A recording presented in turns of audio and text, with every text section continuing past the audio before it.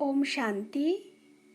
আজকের মুরলির তারিখ 13-10-2020। প্রাতঃমুরলি বাপ-দাদা মধুবন। মিষ্টি মধুর সন্তানেরা, বাবা এসেছে তোমাদেরকে ঘরের রাস্তা বলে দিতে। তোমরা আত্মা অভিমানী হয়ে থাকো, তাহলে সহজেই রাস্তা দেখতে পেয়ে যাবে। প্রশ্ন: সঙ্গমে এমন কোন নলেজ পেয়ে থাকো যে কারণে সত্য যুগের দেবতাদের মোহজিত বলা হয়? উত্তর: সঙ্গমে বাবা তোমাদের অমর কথা শুনিয়ে অমর আত্মার নলেজ দিয়েছে। জ্ঞান প্রাপ্ত হয়েছে যে এ হলো অবিনাশী পূর্ব নির্ধারিত ড্রামা। প্রত্যেক আত্মাই নিজের নিজের ভূমিকা পালন করছে। আত্মা এক শরীর ত্যাগ করে অন্য শরীর ধারণ করে। এখানে কান্নাকাটি করার কোনো প্রয়োজন নেই। এই নলেজ প্রাপ্ত করে বলেই সত্যযুগের দেবতাদের মোহজিত বলা হয়। ওখানে মৃত্যুর কোনো ব্যাপার নেই।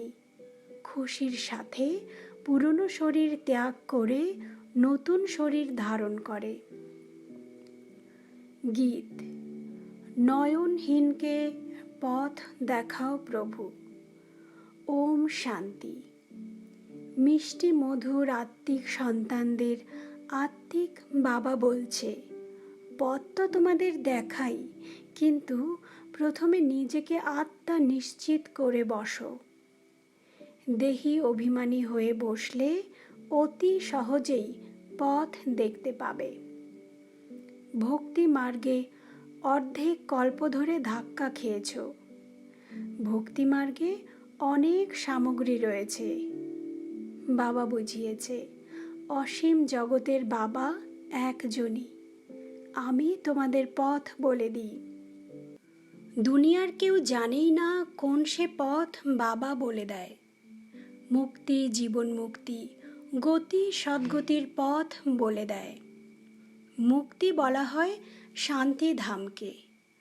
আত্মা শরীর ছাড়া কথা বলতে পারে না। কর্মেন্দ্রিয় দ্বারাই আওয়াজ হয়। মুখ না থাকলে আওয়াজ বেরোবে কোথা থেকে? আত্মা কর্মেন্দ্রিয় পেয়েছে কর্ম করার জন্য।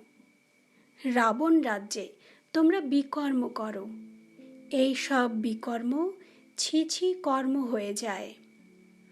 সত্যযুগে রাবণ নেই, সুতরাং সেখানে কর্ম অকর্ম হয়ে যায়। ওখানে 5 বিকার নেই, তাই তাকে স্বর্গ বলা হয়। ভারতবাসীরা স্বর্গবাসী ছিল, এখন তাদের নরকবাসী বলা হয়।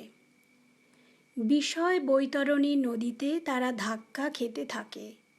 সবাই একে অপরকে দুঃখ দিতেই থাকে।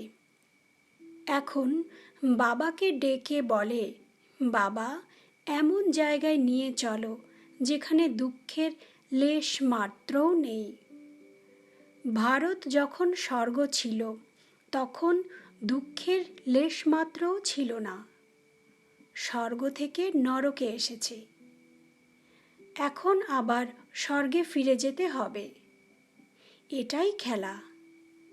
বাবা বসে বাচ্চাদের বোঝায়, প্রকৃত সৎসঙ্গ এই একটাই। তোমরা এখানে যে সত্য বাবাকে স্মরণ করো, সেই হলো উচ্চ থেকে উচ্চ ভগবান, যে হলো রচয়িতা। তার কাছ থেকেই অবিনাশী উত্তরাধিকার প্রাপ্তি হয়। বাবাই বাচ্চাদেরকে উত্তরাধিকার দিয়ে থাকে। লৌকিক বাবা থাকা সত্ত্বেও স্মরণ করে বলে, হে ভগবান, হে পরমপিতা পরমাত্মা, দয়া করো। ভক্তি মার্গে ধাক্কা খেতে খেতে হয়রান হয়ে গেছে। ডেকে বলে, বাবা সুখ শান্তি প্রদান করো। এই উত্তরাধিকার তো বাবাই দিতে পারে 21 জন্মের জন্য। তোমাদের এখন হিসাব করা উচিত।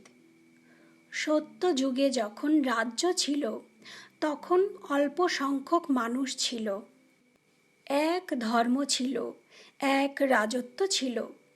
তাকেই বলা হয় স্বর্গ, সুখ ধাম।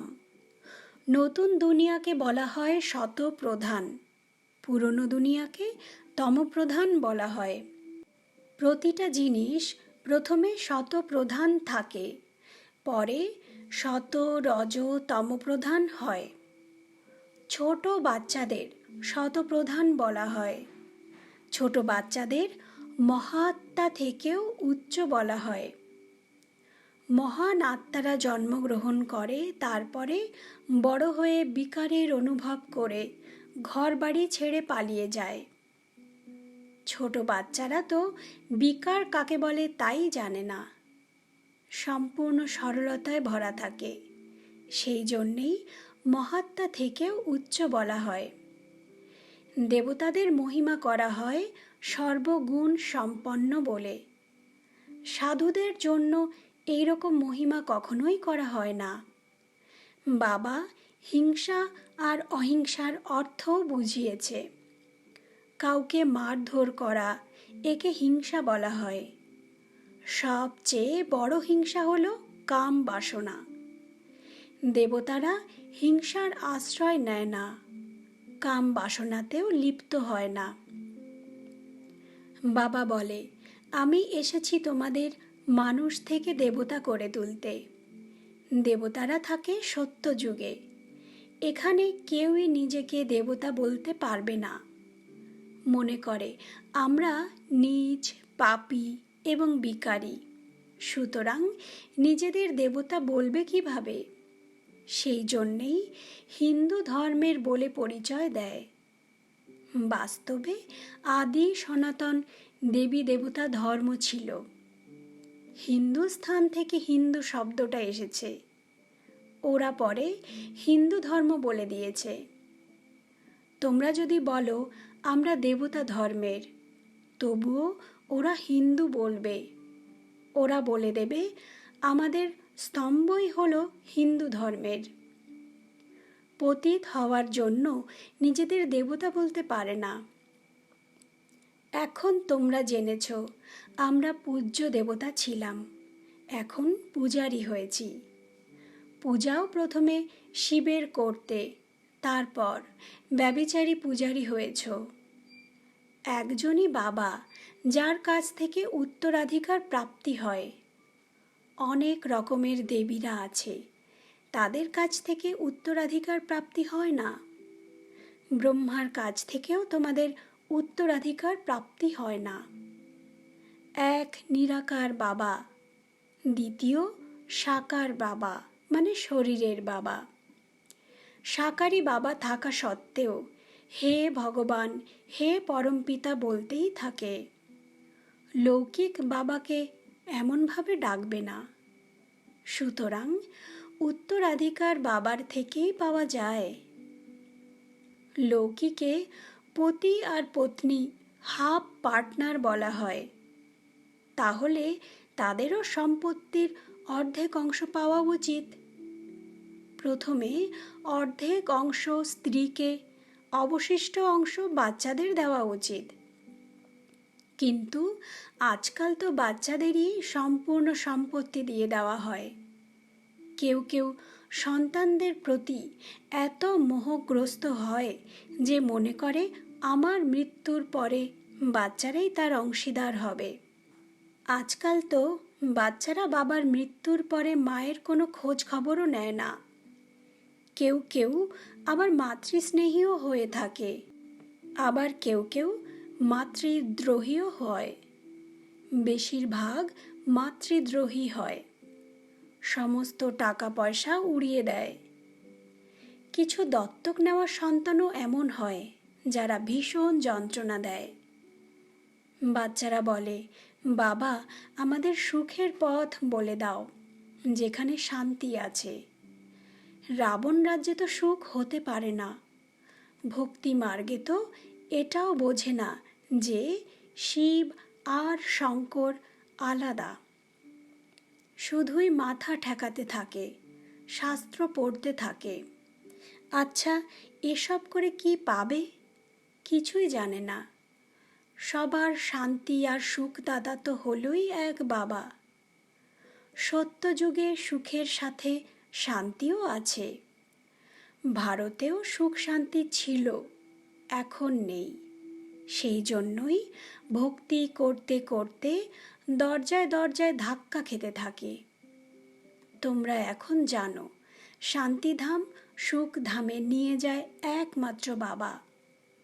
বাচ্চারা বলে, বাবা, আমরা শুধু তোমাকেই স্মরণ করব, তোমার কাছ থেকেই অবিনাশী উত্তরাধিকার গ্রহণ করব। বাবা বলে, দেহসহ দেহের সব সম্বন্ধ ভুলে যেতে হবে, এক বাবাকেই স্মরণ করতে হবে। আত্মাকে এখানেই পবিত্র হতে হবে। স্মরণ না করলে সাজা খেতে হবে, পদও ভ্রষ্ট হয়ে যাবে। সেই জন্যেই বাবা বলে, স্মরণ করার চেষ্টা করো।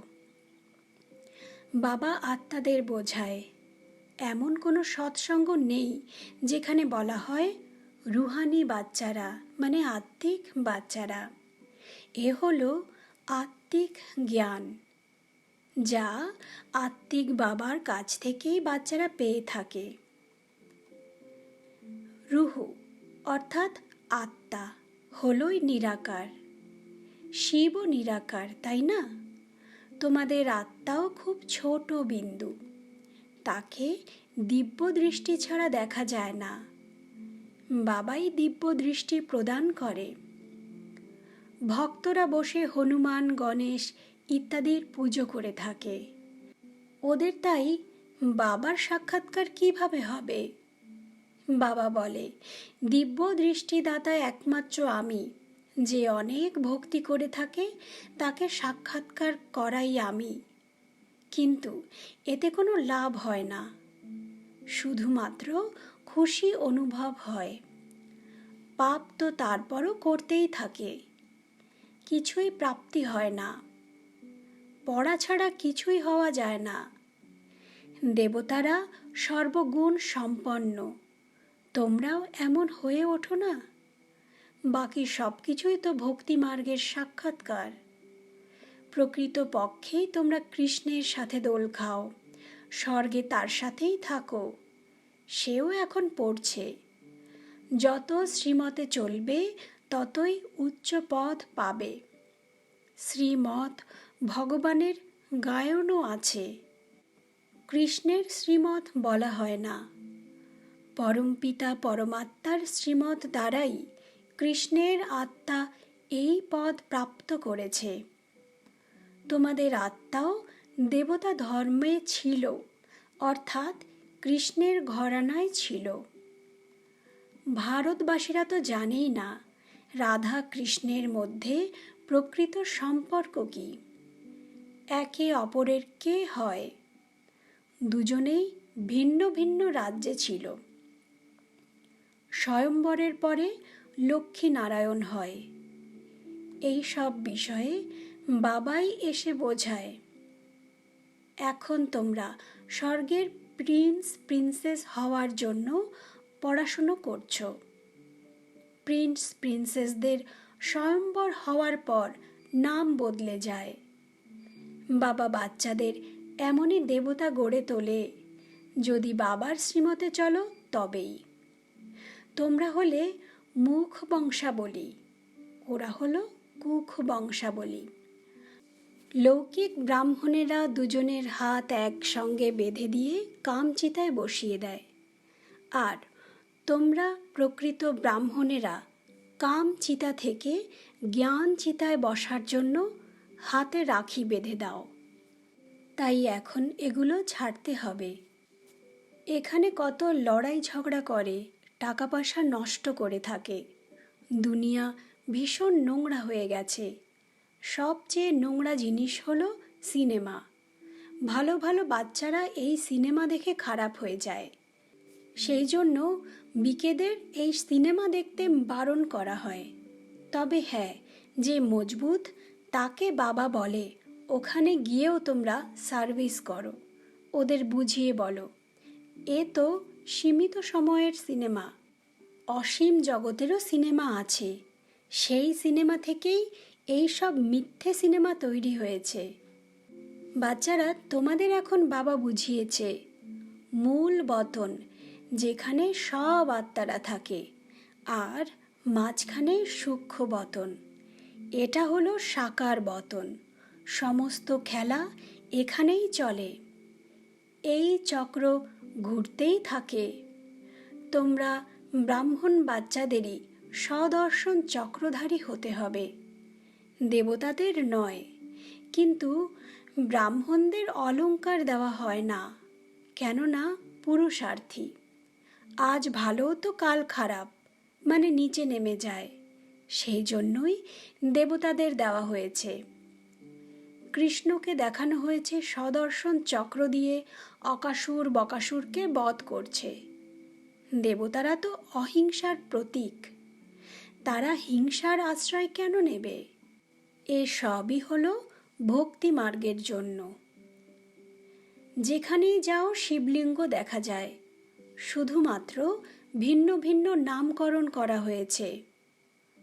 কত মাটির মূর্তি তৈরি করে, কত অলংকার পরিয়ে হাজার হাজার টাকা খরচ করে, মূর্তি তৈরি করে, তারপর পুজো করে, পালন করে এবং তাকে জলে ফেলে দেয়। মাটির পুতুল পুজো করতে কত খরচ করে, কিন্তু কিছুই প্রাপ্তি হয় না। বাবা বোঝায় এসবই হলো পয়সা নষ্ট করার ভক্তি। নিচেই নেমেছে সবাই। বাবা আসে তখন সবার উন্নতির কলা শুরু হয়, সবাইকে শান্তিধাম সুখধামে নিয়ে যায়। পয়সা নষ্ট করার কোনো প্রশ্নই নেই। ভক্তি মার্গে তোমরা পয়সা নষ্ট করতে করতে বিকারগ্রস্ত হয়ে গেছো। বিকারী আর নির্বিকারী হওয়ার কথা বাবাই বসে বোঝায়। তোমরা এই লক্ষ্মী নারায়ণের বংশে ছিলে, তাই না? এখন বাবা তোমাদের নর থেকে নারায়ণ হয়ে ওঠার শিক্ষা দিচ্ছে। ভক্তি মার্গে ওরা কত তিজোরির কথা, অমর কথা শোনায়, সব মিথ্যে। তিজোরির কথা তো এটা যে জ্ঞানের দ্বারা আত্মার তৃতীয় নেত্র খুলে যায়, সম্পূর্ণ চক্র বুদ্ধিতে এসে যায়। তোমরা জ্ঞানের তৃতীয় নেত্র পেয়েছ, অমর কথাও শুনছ। অমর বাবা তোমাদের কথা শোনাচ্ছেন, অমরপুরীর মালিক করে তুলছে। ওখানে তোমাদের মৃত্যু হয় না। এখানে তো কাল মানুষকে কত ভীতু করে তোলে। ওখানে ভয় পাওয়ার, কান্নাকাটিরও কোনো প্রয়োজন হয় না। খুশির সাথে পুরনো শরীর ত্যাগ করে নতুন শরীর ধারণ করে। এখানে মানুষ কত কান্নাকাটি করে, এটা হলো কান্নার দুনিয়া। বাবা বলে এই ড্রামা পূর্ব নির্ধারিত, প্রত্যেকেই নিজের নিজের ভূমিকা পালন করছে। দেবতারা হলো মোহজিৎ। এই দুনিয়াতে অনেক গুরু, তাদের অনেক রকম মত, প্রত্যেকের নিজের নিজের মত। একজন সন্তোষী দেবীও আছে যার পুজো করে থাকে। সন্তোষী দেবী তো সত্যযুগে, এখানে কিভাবে হতে পারে? সত্যযুগে দেবতারা সব সময়ের জন্য সন্তুষ্ট থাকে। এখানে তো কিছু না কিছু প্রত্যাশা থাকেই, ওখানে কোনো প্রত্যাশাই থাকে না। বাবা সবাইকে সন্তুষ্ট করে দেয়। তোমরা পদ্মপতি হয়ে যাও, কোনো অপ্রাপ্তি থাকেই না যে প্রাপ্তির চিন্তা করতে হবে। ওখানে চিন্তা করার প্রয়োজনই পড়ে না। বাবা বলে সবার সদ্গতি দাতা আমি। বাচ্চারা, তোমাদের 21 জন্মের জন্য খুশি দিয়ে থাকি, এমন বাবাকে তো স্মরণ করা উচিত। স্মরণ দ্বারাই তোমাদের পাপ দগ্ধ হয়ে যাবে, তোমরা শতপ্রধান হয়ে যাবে। এই সব বোঝার বিষয়। অন্যদের যত বেশি করে বোঝাবে ততই প্রজা তৈরি হবে আর উচ্চপদ পাবে। এসব কোনো সাধু মুনির কথা নয়, ভগবান বসে ব্রহ্মার মুখ দ্বারা শোনাচ্ছে। তোমরা এখন সন্তুষ্ট দেবী দেবতা হয়ে উঠছ। তোমাদের এখন ব্রত রাখা উচিত, সব সময়ের জন্য পবিত্র থাকা, কেননা পবিত্র দুনিয়াতে যেতে হলে অপবিত্র হলে চলবে না। বাবা এই ব্রত শিখিয়েছে। মানুষ তো অনেক রকম ব্রত তৈরি করেছে। আচ্ছা, মিষ্টি মধুর সন্তানদের প্রতি মাতা পিতা বাপ দাদার হৃদয়ের ভালোবাসা আর সুপ্রভাত। আত্মিক পিতা আত্মারূপী সন্তানদের জানাচ্ছে নমস্কার।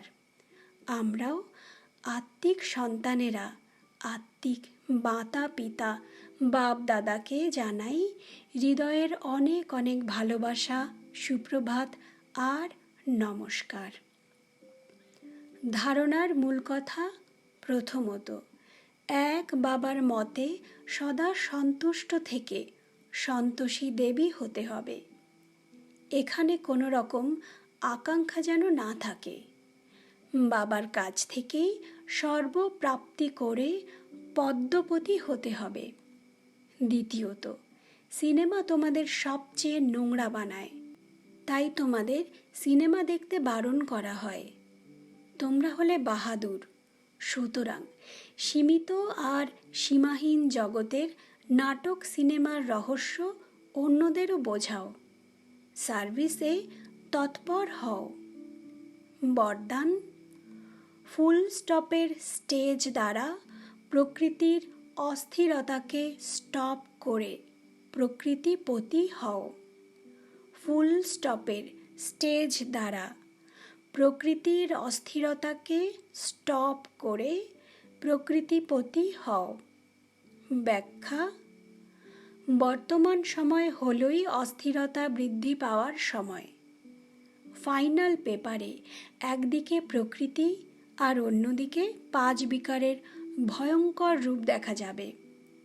তমগুণী আত্মাদের আক্রমণ আর নিজের পুরনো সংস্কার সব কিছুই শেষ মুহূর্তের জন্য সুযোগ নেবে।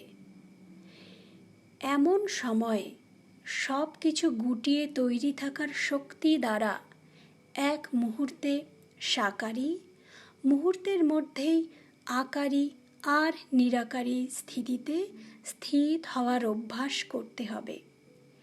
দেখেও না দেখা, শুনেও না শোনা, যখন এমনই ফুল স্টপের স্টেজ হবে, তখনই প্রকৃতিপতি হয়ে প্রকৃতির অস্থিরতাকে স্টপ করতে পারবে। আজকের স্লোগান, নির্বিঘ্ন রাজ্য অধিকারী হওয়ার জন্য নির্বিঘ্ন সেবাধারী হও।